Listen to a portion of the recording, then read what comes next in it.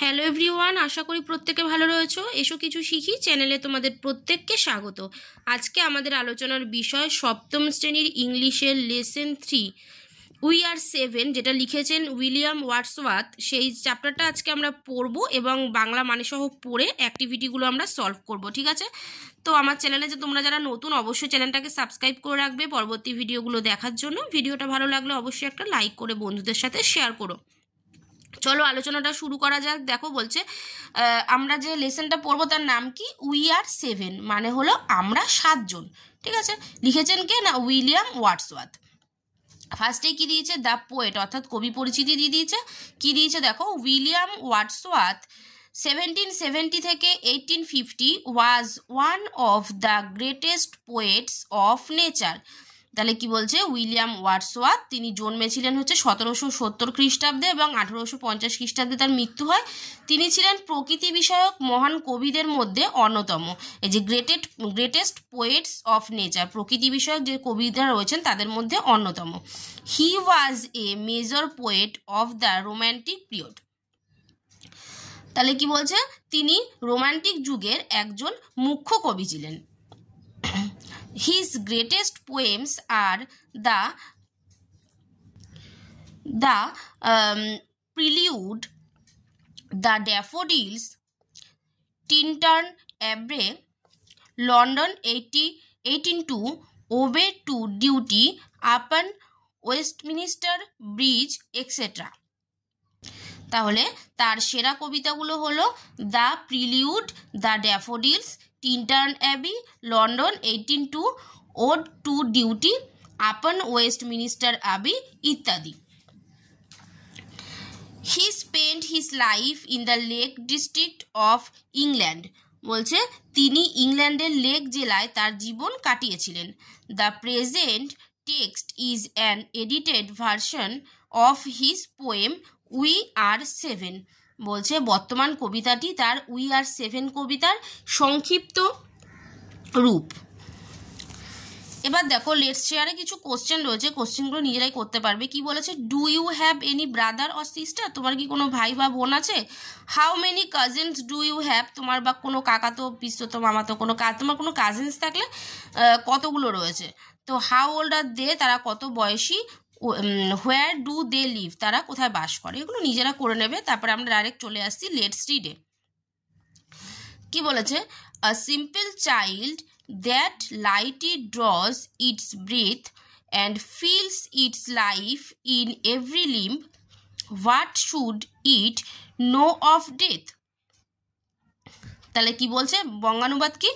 যে a simple child অর্থাৎ একটা সরল শিশু, that lightly draws its breath অর্থাৎ যে মৃদুভাবে নিঃশ্বাস নেয়, and feels its life in every limb অর্থাৎ এবং প্রতিটি অঙ্গ প্রত্যঙ্গে অনুভব করে জীবনকে, what should it know of death অর্থাৎ সে মৃত্যু সম্পর্কে কি জানবে? তাহলে বলছে যে একটা সরল শিশু যে মৃদুভাবে নিঃশ্বাস নেয়, যে জীবনকে প্রতিটা অঙ্গ প্রত্যঙ্গে অনুভব করে, সে মৃত্যু সম্পর্কে কি জানবে? অর্থাৎ একটা শিশু সে মৃত্যু সম্পর্কে কি বা জানতে পারে। এবার দেখো সেকেন্ড প্যারা কি বলছে? I met a little cottage girl, she was 8 years old. She said her hair was thick with many a curl. The clustered round her head. তাহলে কি বলছে? I met a little cottage girl অর্থাৎ আমি একটি কুড়ে ঘরের বালিকার সঙ্গে আমার দেখা হয়েছিল। কটেজ গার্ল মানে কুড়ে ঘরের বালিকার সঙ্গে আমার দেখা হয়েছিল। she was 8 years old, সে 8 বছর বয়স আর কি তার। she said, সে বলেছিল, her hair was thick with many a curl, সে বলেছিল যে তার যে চুল ছিল সে ঘন কোকড়ানো যে চুল ছিল, that clustered round her head, তা গুছো গুছো হয়ে ঘিরেছিল তার মাথা। তাহলে এই জায়গাটা কি বোঝাতে চাইছিল? যে একটা কুড়ে ঘরের বালিকার সাথে, কুড়ে ঘরে থাকা বালিকার সাথে লেখকের কবির দেখা হয়েছিল, যে কিনা 8 বছর বয়সী ছিল। সেই বাচ্চাটা, সেই শিশুটা আর কি, বলেছিল তাকে যে তার 8 বছর বয়স, এবং তার যে মাথা, সেই বাচ্চাটার মাথা কি ছিল না, ঘন কোকড়ানো গুচ্ছ গুচ্ছ চুল দিয়ে মাথাটা ঘেরা ছিল। নেক্সট পেজে চলে আসলাম, দেখো পেজ নম্বর 28-এ কি বলছে, she had a rustic woodland air and she was widely clad. Her eyes were fair and very fair. Her beauty made me glad. তাহলে কি বলছে, she had a rustic woodland air, তাহলে বলছে তার চেহারায় ছিল গ্রাম্য বন্যের ভাব, and she was widely clad মানে হচ্ছে, এবং সে গ্রাম্য অর্থাৎ বন্য পোশাক পরেছিল, যেহেতু বনে থাকতো, মানে সেহাতে সে বন্য পোশাক পরেছিল। Her eyes were fair and very fair, তার চোখ দুটো ছিল সুন্দর, ভারী সুন্দর। Her beauty made me glad, তার সৌন্দর্য আমাকে আনন্দিত করেছিল। তারপর বলছে দেখো, sisters and brothers little maid, how many may you be? How many? 7 in all, she said, and wondering looked at me. তাহলে বলছে কি, sisters and brothers little maid, maid মানে হচ্ছে অবিবাহিত মেয়ে, তাহলে বলছে সেই বাচ্চাটাকে সে বলছে, ছোট্ট খুকু, ভাই বোন তোমরা কতজন হবে? How many may you be, তোমরা কতজন ভাই বোন হবে? How many? 7 in all, she said, বলছে কতজন? মোট 7 জন, সে বলল। অ্যান্ড ওন্ডারিং লুকড অ্যাট মি, আর অবাক হয়ে আমার দিকে তাকিয়ে রইল। ওন্ডারিং মানে হচ্ছে অবাক বা আশ্চর্য হওয়া, ঠিক আছে? যখন কথক তাকে জিজ্ঞাসা করলো কবি যে তোমরা কতজন ভাই বোন, তখন সে অবাক হয়ে বললো কতজন? আমরা তো 7 জন ভাই বোন, ঠিক আছে? তো ওন্ডারিং মানে হচ্ছে অবাক বা আশ্চর্য হওয়া। নেক্সট প্যারা দেখো কি বলছে, and where are they, I pray you tell? She answered, 7 are we, and two of us at Conway dwell, and 2 are gone to sea. তাহলে কি বলছে, and where are they, I pray you tell, বলছে এবং তারা কোথায়, দোহাই আমায় বলো। she answered, 7 are we, সে উত্তর দিল আমরা হই 7 জন, and 2 of us at Conway dwell, আর 2 জন কনওয়েতে বাস করে, and 2 are gone to sea, আর 2 জনে সমুদ্রে গেছে।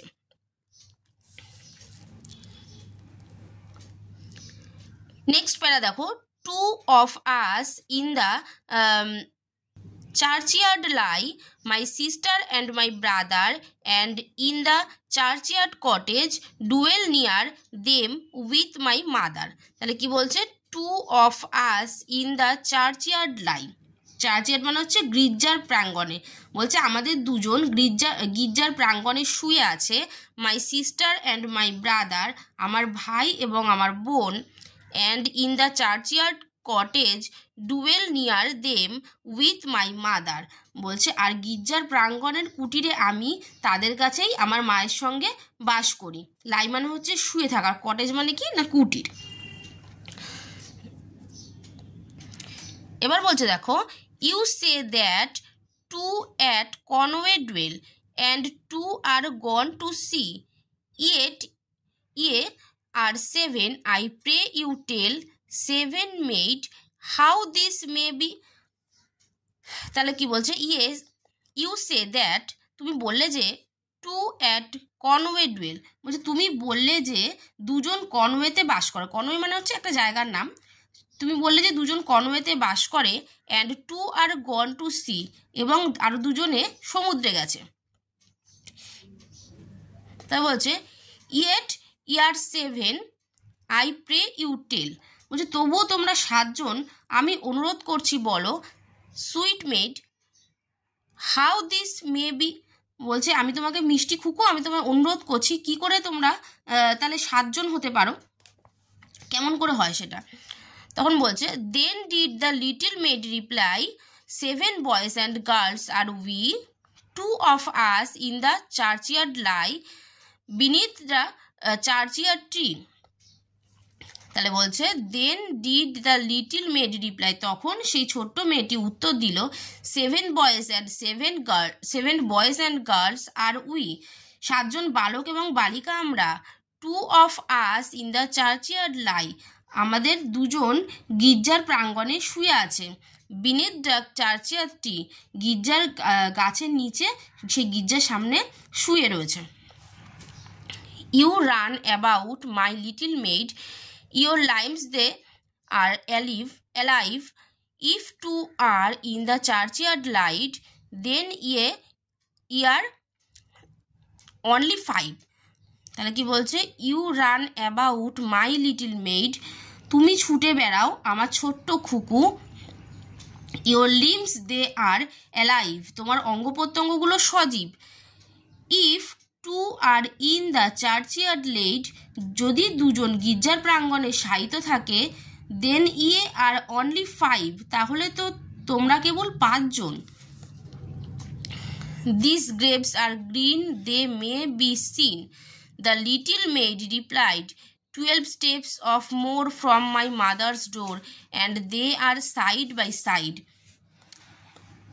তাহলে কি বলছে, their graves are green they may be seen, বলছে ওদের সমাধিগুলো সবুজ, চাইলে দেখা যায়। গ্রেভস মানে হচ্ছে কবরগুলো, গ্রেভস মানে কি, যে কবরগুলো, যেহেতু খ্রিস্টান তো সেহেতু কবর দেওয়া হয়, তাই বলছে যে ওদের সমাধিগুলো সবুজ, চাইলে দেখা যায়। দ্য লিটল মেড রিপ্লাইড, ছোট্ট বালিকাটি উত্তর দিল, 12 steps or more from my mother's door, বলছে 12 বা আর কয়েকটি পা বেশি, and they are side by side, এবং তারা পাশাপাশি আছে। How many are you then, I said I, if they 2 are in heaven? Quick was the little maid's reply, oh master, we are 7। তাহলে কি বলছে, how many are you then said I, তাহলে কতজন তোমরা, বললাম আমি, if they 2 are in heaven, যদি তারা 2 জন স্বর্গে থাকে, quick was the little maid's reply, তখন ছোট্ট বালিকাটি দ্রুত উত্তর দিল, ও মাস্টার উই আর 7, ও প্রভু আমরা 7 জন। But they are dead, those 2 are dead, their spirits are in heaven. It was throwing words away, for still the little maid would have her will and say, nay, we are 7। তাহলে কি বলছে, but they are dead, those 2 are dead, কিন্তু তারা মৃত, ওই 2 জন মৃত। Their spirits are in heaven, ওদের আত্মারা, স্পিরিটস মানে হচ্ছে আত্মা, ওদের আত্মারা এখন স্বর্গে রয়েছে। It was throwing words away for still, কিন্তু আমার কথাগুলি বৃথাই হলো, কারণ the little maid would have her will, ছোট মেয়েটি তার ইচ্ছেতেই অটল থাকবে। অ্যান্ড সে নে উই আর 7, আর বলবে না আমরা 7 জন।